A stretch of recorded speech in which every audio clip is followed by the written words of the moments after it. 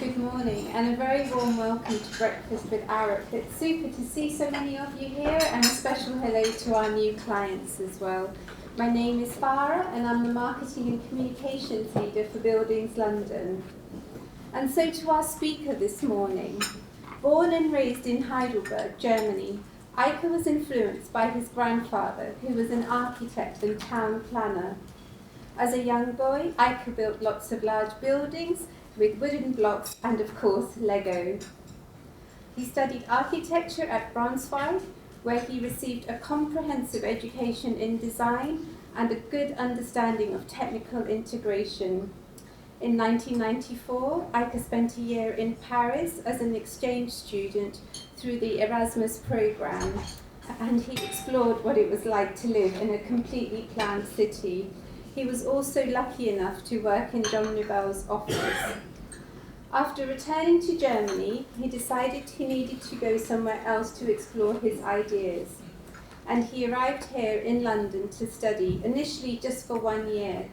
He fell in love with our city so much after 3 months that he decided to conclude his studies, graduating in 1998 with a diploma in architecture from the University of East London. Eike initially worked as an architect in a small practice before joining Arup in 2003 to lead the design work for the Thames Link Underground station. In 2004, together with friends, Eike entered an international competition on how to deal with shrinking cities. Eike and his friends chose Liverpool as an example for their entry and proposed to make use of vacant plots of land. Eike's team was one of the winning entries and had to produce a piece for the exhibition. They used the prize money to herd 5 cows and 5 calves into Toxteth for 2 weeks. Eike had no permission and simply turned up one morning on an empty piece of land, built an enclosure, and started to let some of the lovely Jersey cows who had arrived from Devon into this piece of land in Toxteth. Some 12-year-olds were initially trying to attack them with Suedo petrol bombs. Eike put a stop to this by pouring water over them. The ringleader was a child of 11 years old who had initially been expelled from school and was a bit of a scallywag.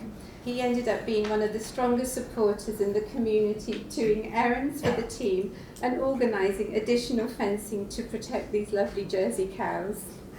Leading complex master plans around the world, Eike has since led the design team for Stratford City Zones 1 and 2 at the heart of London's new Metropolitan District, which of course featured the Olympic Games in 2012.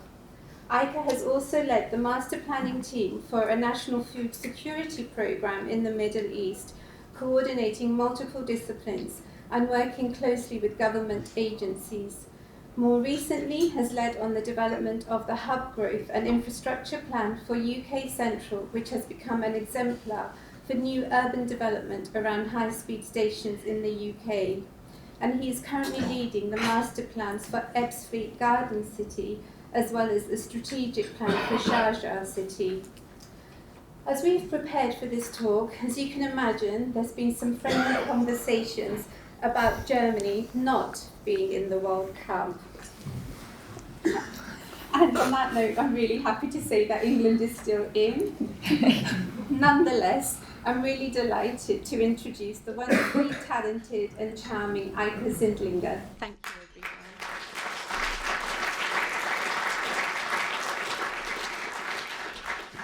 Don't worry, Farah, I'm quite relaxed. We won so often, so we thought we'd give other countries an opportunity to win. Make the most of it. Anyway, good morning, everyone. I hope you all enjoyed breakfast and you kind of enjoy the summer day. Summer in the City is the title of my talk. And quite suitably in this hot weather, for me the song really catches beautifully the vibrancy of a hot summer day in the city. Nowadays, we really understand the importance of placemaking in the context of creating such a positive vibe as it is captured in this song. And as an urban designer and master planner, I'm really passionate about people and places. Thus, I would like to explore how we can reimagine infrastructure through the prism of placemaking to really create great places for people. And I would like to do this through 3 prisms. I would like to look at people, about asking the right question, and an intelligent brief. So when Farah invited me to give this talk, I really asked myself, what is actually our relationship to infrastructure? How do humans and people really relate to it? How did it come about? Well, let's start with the basics. We humans are designed to live in an environment like this.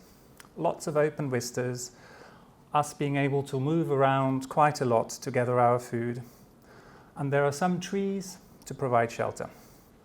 We're always really close to greenery in these environments. However, somehow we ended up living in an environment like this, really tight, a bit claustrophobic maybe, lots of peoples and cars, no green, no vistas, and limited space for us to really move. So what went wrong? Well, one of the reasons might be that we're also hardwired to seek proximity to other people. If you think about it, it's really logical. Working together vastly improved our chances of catching food when we were hunter and gatherers.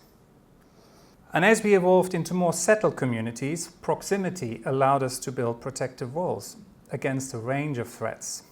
This also made it easier to trade goods in relative safety. Being close to each other had also other advantages. Cities have been the engines of innovation ever since Plato and Socrates had a quibble at a marketplace in Athens. And today, the prosperity of many cities, like London, really depends on their ability to generate new thinking. So I would argue that over time, proximity really has become one of the most valued commodities for us humans. And we got very good at creating amazing places at a human scale. These were often surrounded by extensive countryside to grow the food we citizens needed. This might have limited the size of those cities and settlements, but it also carefully balanced our 2 instincts, to cluster together and to be close to greenery. However, as our settlements grew to a certain size, that balance between countryside and urban density changed, and people realized that towns and cities needed a support system, as the Romans did when they built those amazing aqueducts just to provide drinking water for the people. I'm jumping forward about 1,000 years now, but the growth of cities and towns such as London or Paris was really enabled by the construction of ever more sophisticated support systems. These were really vital for their expansion and economic growth.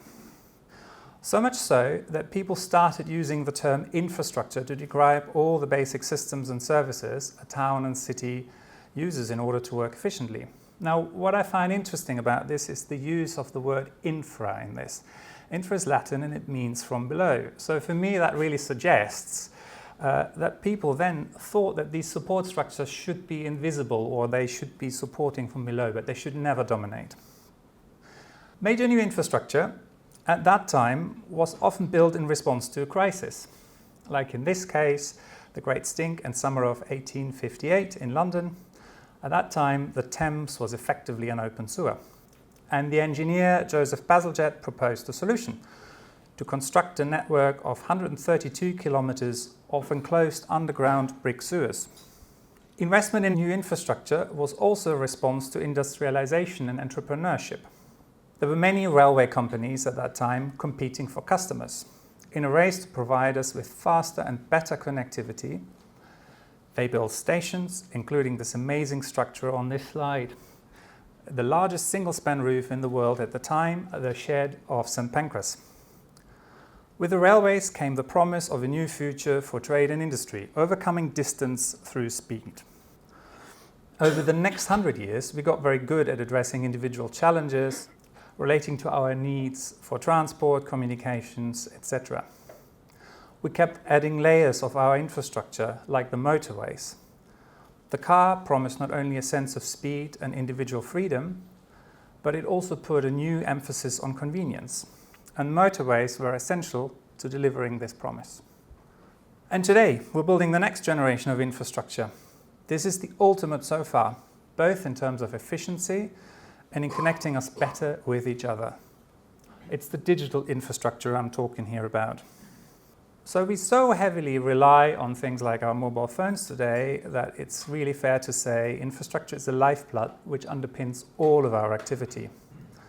It's often cited as vital for our economy and prosperity. And as we're building this new exciting digital infrastructure, our future seems pretty bright. Or does it? Well, perhaps not quite. Remember the very first picture I showed you, that savanna with the broad vistas, which we operate in? Well, it seems to me that building all that infrastructure might have some unintended consequences. And if you look at this slide, you might know what I'm getting at. Take, for instance, stormwater drains. Apart from keeping us dry, they're really great if you're racing cars and trying to impress Olivia Newton-John, like here in the movie Grease. Yet otherwise, they can be a bit bleak. I mean, quite often they segregate communities, they collect dust, and they're pretty nasty things in a city. Railways and roads, likewise, can have an equally devastating impact. You're actually looking here at the Chongcheng River in Seoul. Now, it had first been culverted, and then, adding insult to injury, they put a 16-lane motorway on it. So, as an urban designer who deeply cares about the places I get involved with and the people who will have to live in them, I ask myself, if that really is the answer to our challenges, then did we ask the right question in the first place? Obviously not. As the transformation of this same river shows, here the mayor had a bold vision to put people first. And by the way, this corridor still performs pretty much the same functions as it did previously. Yet in addition, it provides a new park for people with natural evaporation cooling the area by about 3.5 degrees Celsius. And it becomes really a cultural hub which is designed to stitch the north and the south of the city together rather than segregating it. So, as we've just seen, I think it is important to ask the right question early on in the project if you want to put people first. I was lucky enough to join Arup at a time when the UK was building one of those massive infrastructure projects, when someone had asked the right question right at the beginning. The project I'm talking about goes back to the 1980s, when the UK and France, this is very different times than now, finally decided to realize an age-old dream, building a tunnel under the Channel to connect Calais with Dover, for both freight and passenger trains. Once the tunnel had been constructed, the UK went on to build its first high-speed railway. And with that project, the so-called Channel Tunnel Rail Link, or CTRL, came the opportunity to ask an important question. Which route should the high-speed railway take? This was not simply a discussion about technical feasibility. The question was masked in a much broader, holistic way. The Channel Tunnel Rail Link was originally going to end in Waterloo, and for anyone arriving from France or Belgium wishing to travel onwards north, this would have meant a lovely journey on the public transport network of London. So, not really something to look forward. Until an economist really asked, what if we put the trains into St Pancras instead? Wouldn't this provide much better connectivity because it's so close to King's Cross in Houston? And wouldn't it also create some lovely opportunities on the way to regenerate and transform some parts of London and in Kent? Well, granted, you would have to dig under the Thames and most of North London, but anyway, maybe that's a good idea. The transformation on King's Cross was the first of these great opportunities I had the privilege to be involved in. Here are they, both side by side, right after the war. The two stations are still surrounded by an extensive rail yard network, gasworks and other industries which really work with it. They were a vital piece of infrastructure and very close to the heart of the city. St Pancras was built by the Midland Railway Company as a grand statement to attract customer and as really the gateway to the city. By providing this amazing facade, it was also perhaps designed to mask the kind of rather unpleasant activities which were going on around the back. And even then, in its heydays, I think the neighborhood might not have been the greatest place to be. And you can imagine that as the rail yard and the adjacent industries declined, this neighborhood became outright depressing. So this is what the area kind of looked like when I came to London in the mid-1990s. There were lots of boarded up buildings and grubby workshops. Apparently, this was also, a prime location for prostitution and drugs. Not that I'm speaking of experience here. But some young people also went there to go clubbing.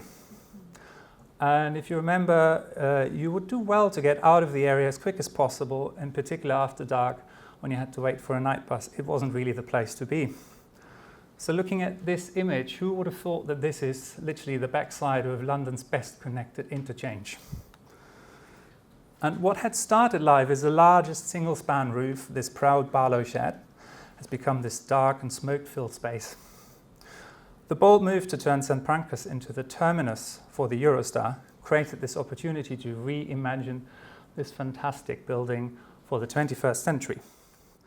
For those of you who are familiar with the geography in the place, the trains coming into St Pancras, they have to go over Regent's Canal, and therefore they're a level higher than street level. And that created an undercroft which was used for a long time as storage. But to accommodate the Eurostar trains, which are much longer than most trains, the platforms had to be extended and the domestic services were pushed to either side on the site. And that created the opportunity to open up this undercroft and create a street level concourse.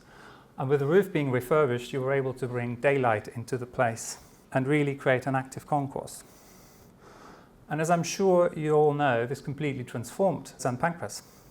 It's now a real destination, and as far as I know, about 40% of people who come here don't even think about getting on a train. They just want to go there to shop, listen to the people playing the piano, or meet their friends.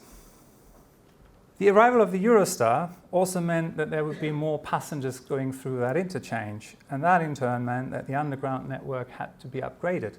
And to improve the kind of connectivity in the place, the underground station was reconfigured. And cleverly, someone moved the ticket hall of King's Cross Station to the side, so it was relocated where it is now. And that in turn freed up the space in front, which is very popular in summer for people to hang out. And as a result, the former go-to place for prostitutes and drugs and maybe used cars has become this vibrant heart of a cultural business and education district. It has a very strong identity of its own and a very strong character. And I have to say credit to everyone who's been involved in the transformation of this, and in particular the enlightened vision of the developers. This is really one of my favorite places in London to take visitors and to meet friends or to hang out. That vision really underpins the urban regeneration of King's Cross, appeals to both of our instincts as being a social animal and being close to nature. I love coming here after work, simply because there's such a spirit of generosity there. You can see the kids from the council estates nearby playing in the water. And they're mixing with the fashion students who walk around in these kind of often outlandish costumes. And then you've got people like me sitting around having a picnic or enjoying the bars and the restaurants. And I think it's a real kind of lively, vibrant place. And for me, it's a remarkable example of what you can do when infrastructure actually connects places and people rather than dividing them. So coincidentally, I decided on a slight career change from becoming an architect to be more of an urban designer. And as I did so, I had the pleasure to work on Stratford City as my first assignment. I was actually really excited about this because I used to cycle through this area almost every day for 2 years when I was a student at the University of East London. And the original opportunity was related to transforming again to this kind of disused rail yard in the Lower Lee Valley. This later gave rise to build one of the largest new parks in Europe, but I'll come to that in a minute. So when I was a student, this is really what the area looked like. There were Japanese car wreckers and spare part companies, the odd scrap metal yard, and maybe some printers. And ever so often, one of those large, oversized caravans, those stationaries turned up, and you could see how it was vandalized from day to day until it was burnt out. It was actually also quite dangerous to cycle in this area because the gullies and the manhole covers kept disappearing. So I was wondering myself whether somebody had recycled them in the metal scrapyard. And this is Stratford City as it was in the year 2000, just before they started the works on the Channel Tunnel rail link. This second 70-hectare site was then still in a floodplain, and because of its previous uses, you can imagine it was probably quite contaminated and not a very good place to build a new district. Now remember that moving the high-speed line into St Pancras meant tunnelling under the north of London, and that means you have an awful lot of dirt to get rid of. So what we did is building a new platform from the excavation from the tunnel, which lifted out the land out of the floodplain and kind of dealt with the contamination. The cut you can see there in the middle is the CTRL station for Stretford, and it's connecting the area to King's Cross in 7 minutes. And Stretford now, together with the Jubilee Line extension, the DLR extension and the overground reconfiguration, is now one of the best connected places in London. And as you can see, asking the right question can have unintended consequences. So as the Channel Tunnel Rail Link gave rise to Stratford City, this then gave in turn rise to the opportunity to apply for the London Olympics in 2004, because there was a place with planning application and there was a whole plan in place to do something big already. And the games were great in themselves, but I think here is where the story comes full circle. With a deadline for the opening in the diary, I think people's minds somehow got really focused, and this speeded up a lot the development of Stratford City and brought it forward a lot quicker. And the games left us with an athletic village, which is now becoming a new neighborhood for people. Not only to live in a nice new neighborhood, but also to be close to Europe's largest new urban park. And since we are really hardwired to seek proximity to people as well as nature, I would say large infrastructure projects like this one should always be looked at as an opportunity to deliver significant green infrastructure. I think this is essential if you want to use infrastructure to connect people and places. And it is really wonderful to see how people use this place now, how all the generations really enjoy it, and how it has been transformed from a kind of neglected backland into this really wonderful, popular park. And perhaps unsurprisingly, the success story continues with Here East. The former broadcast centre is being transformed into a campus for digital innovation. This setting of exploration in a landscape at the heart of the city is very attractive, and now you've got UCL, Loughborough University and as well Hackney Community College planning to opening a campus here. Taking a slightly different direction in my career perhaps, I found myself a few years later in a field. So maybe I had done something wrong there. That is perhaps until I told you that this is the field for the proposed location for one of the future HS2 stations. And if you zoom out, you will probably understand what I'm talking about. I'm talking about the blue triangle here, the Arden Cross site. There's about 176 hectares of mostly farmland. It's next to the M42, very close to the NEC and the Birmingham Airport, and you've got Jaguar Land Rover around the corner. So the project had started really life as the M42 gateway, but when my colleagues started working on it, it quickly became the UK central hub. Now, if you give my engineering friends, and I should be careful saying this in an engineering firm, no offense, but if you give them a very focused brief to design a well-connected station in this field, this is probably a very good solution. Very efficient, very cost-effective, very functional. Now, I'm not sure about you, but this doesn't really grab me as a place I would like to hang out with my friends.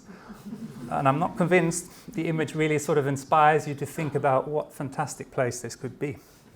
So the interesting challenge here was to get a broad range of key stakeholders and neighbours, including HS2, to take a wider perspective and agree on a common vision. And luckily, there was an enlightened client. And to be fair, that included the HS2 Growth Partnership, Solihull Council, who later then set up the Urban Growth Company. Hugh Lewis from the Urban Growth Company gave us quite an intelligent brief.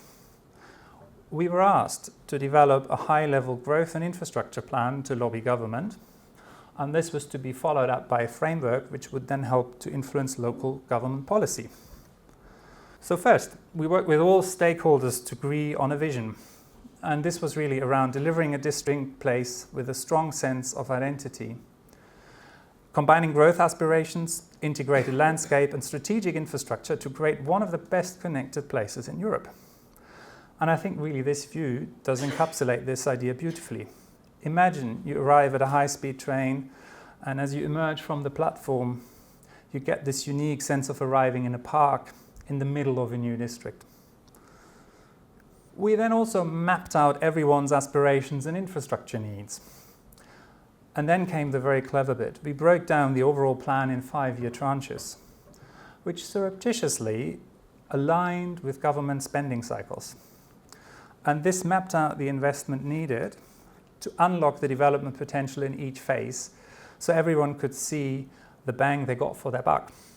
It's bite-sized chunks, so I think everyone could see this is what can be delivered. Once the Growth and Infrastructure Plan was agreed, we developed a spatial framework to inform local government policy. It basically shows how the different areas can come together as a whole.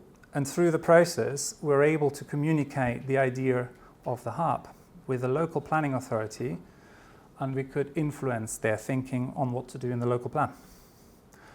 The framework sets out key strategies in support of the vision, like how a green and blue network starts to link up isolated parks and green spaces, and how different communities can come together to grow into an integrated hub. Now, I make this sound probably very easy, but of course it wasn't. There was a lot of kickback and discussion with everyone involved. And we also looked at each of the 5 areas in much more detail to see how they could evolve into become their own distinct place and how they could connect better to each other. Now, with all that work in place, our client asked for government support. Sorry, I'm not peddling fake news here. I do remember the secretary running up quite nervous and said, "Are you right? Is this the right address, number 10? Yes, it was. It was sent there. And I think it's worth remembering that at this point, a strategic decision had already been made to invest billions into strategic infrastructure. And all we were really asking for is, can you give a bit more upfront investment to unlock all these opportunities, and then set out a framework how the public sector could recapture the value it was getting from this investment. And that approach really has set the project on developing from this into something which is more like this. And I think now most people can start visualize what a real opportunity this really is, that field I started in. More recently, my travels took me to Dubai. And our client had a bit of a congestion problem on its high street. And he invited us to a competition to find a solution. To give you a better idea what I'm talking about, that high street is a 38 kilometers of kind of 8 to 14 lanes of motorway with a bit of a metro and local access routes either side. And it covers about 600 hectares, so that's about a third larger than the Dubai Expo site. The competition brief was set out in a traditional way, and I think most people will probably look at this and say, yeah, let's do the usual thing. Let's predict how much traffic need there is in the future and then find a clever way how you can provide more lanes and fit more traffic into this. Another way, and this is what we did, is ask the question and say, why is there congestion on a 14-lane highway in a city of 3 million people? And really, how can we make this more of a place for people and communities rather than just a thing that transports car? So my clever transport colleagues analyzed weeks of online data from Google, and they found some interesting facts. Firstly, about only 15% of people live near that road, near the public transport network. So basically, your only option to use was getting into a car. And the other thing was, a lot of the traffic on that corridor was caused by people trying to get from one side to the other. And I can give you an example. When I was in my hotel, I could see our office, which was about 1 kilometer away, but the only way to get there was get into a car, drive around my neighborhood, get onto this highway for about a couple of kilometers, then get off at the other end and drive to the office. So I spent about 5-6 kilometers in a car, which is something I probably could have walked, could I cross the road? So really, they started then looking at, we need to improve something about the local connectivity and the local public transport network. And in that process about connecting and linking the communities across that corridor, so improving that connectivity. And then my colleagues were really able to demonstrate that with our interpretation of the brief, we could not only resolve the congestion issue, but actually reduce the number of lanes. And as you can see in this section, this gives rise to many, many opportunities. You can create proper street frontage, you can create parklands, cycle lanes, there's even development opportunity. In figures, that meant about 100 hectares of new development opportunity, 60 hectares of new public open space, 25 kilometers and more of new retail frontage and streets at a human scale, 135 hectare surface streets, 50 kilometers of new cycle paths, and 15 or more east-west connections across that road corridor. So I would like to leave you with some thoughts here. no matter what the city we live or work in, no matter which project we're working on, we should always set broad objectives, and we must always think big. In my mind, there are 3 key points that can help us to reimagine infrastructure as a way to connect places and people. Firstly, whatever the infrastructure you are dealing with, think about the people and our desire to be close to each other as well as close to nature. Infrastructure, in my view, should always be a means that helps us to prosper and thrive and to facilitate the things we need to do, but it should be the support from below. It should never dominate. Secondly, at the start of every project, it is worth asking some pertinent questions. What is the opportunity this investment brings? How can I use the task in hand to deliver a better, more people-focused outcome? Sure, as it is infrastructure, it has to perform to the technical specification it needs to do. It needs to do the thing we ask it to do. But performing that technical specification, is that really enough? I think we should always ask for more. And lastly, I think it is really important to have an intelligent brief. So this allows us all to explore the wider opportunity rather than being focused in and just delivering on what we're being asked. And I think that will make a big difference to our future. Now, and I should really close by apologizing to Bazalgette I mentioned earlier, because I didn't mention that he actually did probably all of those 3. He was only asked to address the smell and the cholera issue at the time, which stemmed from the river. And in response, he did not only give us the sewer system we still use today, which dramatically reduced cholera. I think our lifespan increased by about 10 to 15 years, so well done him. But he also gave us the embankment, and he designed it to leave room for things like the district and circle line. He dealt with the kind of tides of about 8 meters, and I think he fundamentally recognized the opportunity and the value this would bring to the adjacent properties. But for me personally, as an urban designer, above all, he really changed how London relates to its river by creating this embankment, this beautiful balcony, which allows us to overlook and possibly engage with the river. And I think we continue to benefit from this legacy of his enlightened approach towards infrastructure design today and enjoy it as it is. So with this in mind, I want to thank you all for listening and for coming here today in this beautiful weather. And I hope we can all continue to enjoy the glorious summer in our beloved city. Thank you.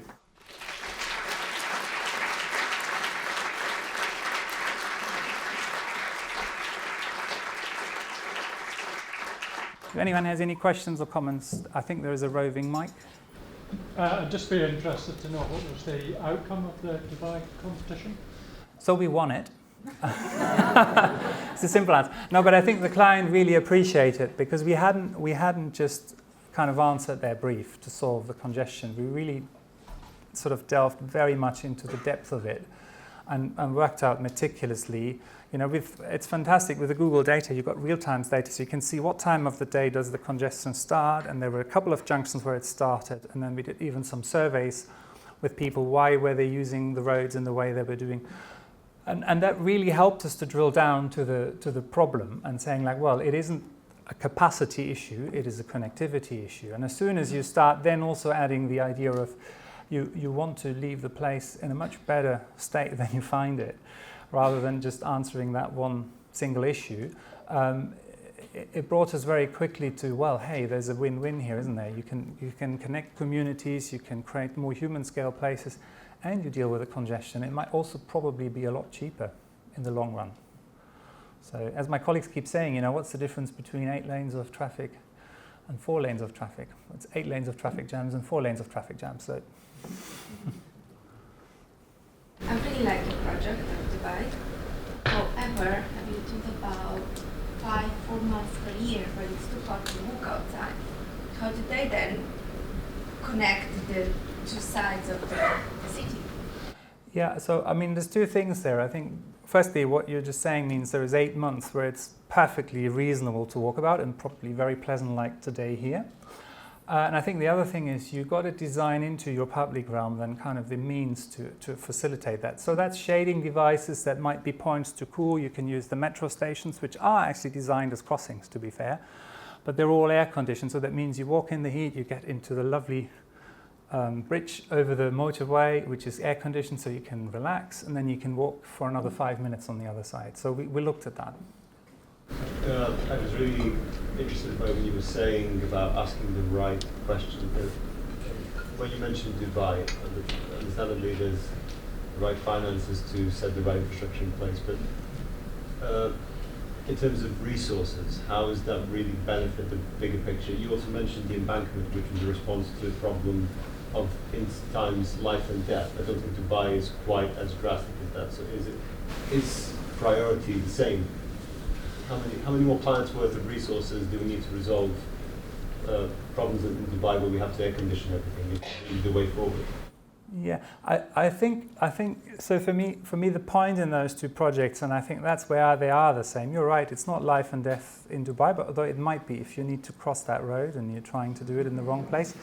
But I think it's more about what I really admire about Bazalgette, and which I think we forgot probably from the 1950s onwards, is that he didn't set out to solve one issue. He didn't set out to just, deal with the Great Stink and the cholera.